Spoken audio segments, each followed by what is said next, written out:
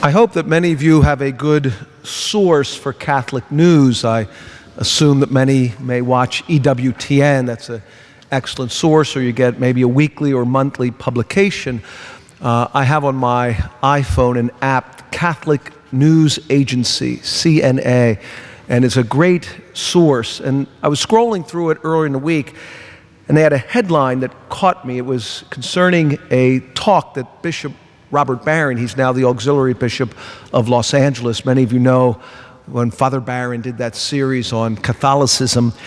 But he gave a talk where he lamented the failure of true dialogue between the church and the culture. And the caption, the headline that caught my eye was, "How to Avoid Being a Beige Catholic."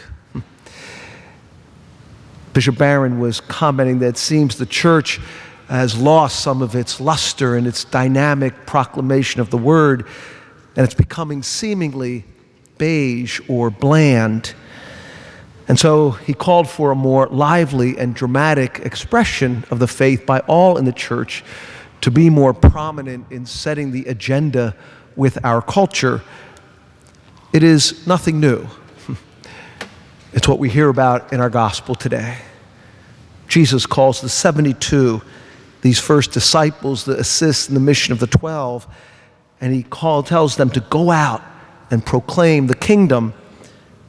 We see them, of course, as the first priests, these who are called to live this life of poverty and simplicity, to preach the gospel and to heal the sick. But in a much broader sense, this call and this responsibility to proclaim the kingdom involves all of us. We're called to detach ourselves from those material possessions that, yes, we need, but we're not to be possessed by. We're called to proclaim the kingdom primarily, foremost, in that family life of marriage, love, and the experience of our children. We are called to contribute to the public good in our careers, our jobs, our neighborhoods, and our communities, so that each day this city on earth may become more like a city of God. We see in our gospel how those 72 followed the call of the Lord, and then we told that they returned rejoicing. And here's, I think, an important lesson for us, because all of our happiness, all of our fulfillment, all the desires of every human heart can only be enjoyed in our following the Lord, in our being in close communion with Him.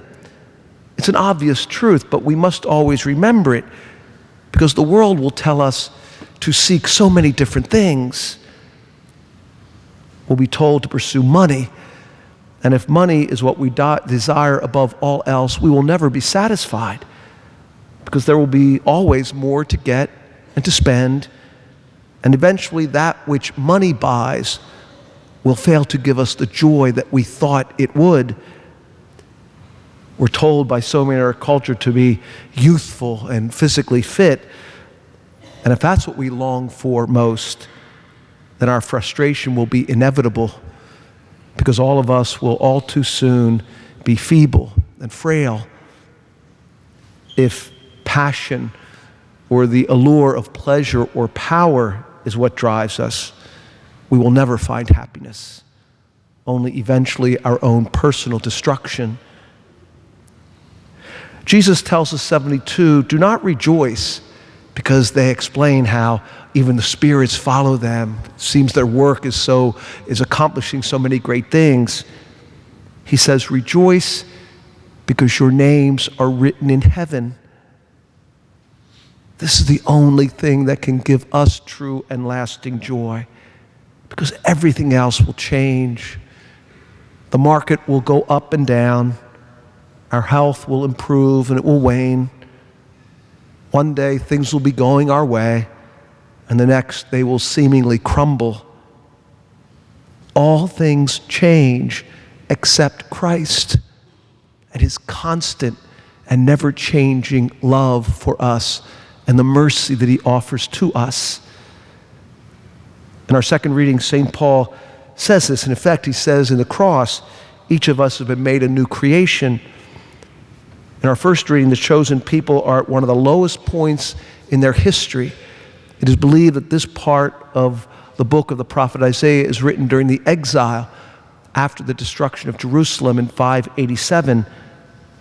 But the Lord tells the people to rejoice, promising them that he will spread prosperity over them like a river, to give them the wealth of the nations like an overflowing torrent. This is the promise given to them that is then fulfilled in the church, the new Jerusalem, the fullness of that community, God's people, first begun by the chosen people of Israel. Indeed, the faith that is ours and the life that we are called to live is anything but beige. It is meant to be vibrant and transforming. We are meant to boldly speak to this culture and to all cultures of all times, so that we may carry out the evangelical mission given to those 72, given to all of us, to bring the power and the love and the joy of Christ to all.